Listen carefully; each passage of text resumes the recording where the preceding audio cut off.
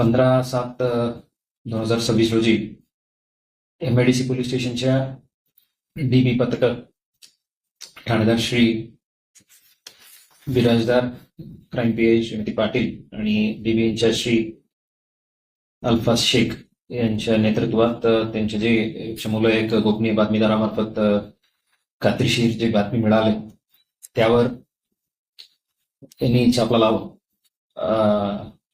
इसम नामे रोहित रघुनाथ आहिरे वय 20 मूळ राहणार पंढरपूरचे आहे. सध्या शांताबाई गायकवाड यांच्या घरात भाड्याने सेटलमेंट कॉलनीला राहणार आहे. त्यांच्या ताब्यात जे स्पोर्ट्स बॅग होतं ते चेक केलं असता त्यात एक देशी बनावटी गावठी पिस्टल, 5 जिवंत काडतूस व 5,50,000च्या रोख रक्कम असा मुद्देमाल मिळून आलेलं होतं.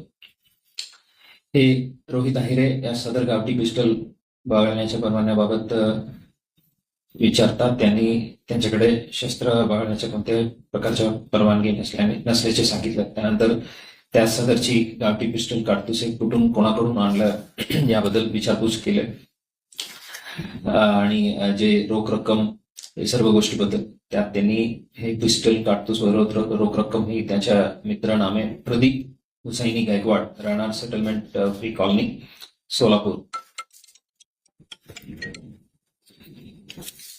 त्यांनी यांच्याजवळ दिलं असं इन्फॉर्मेशन दिलं होतं.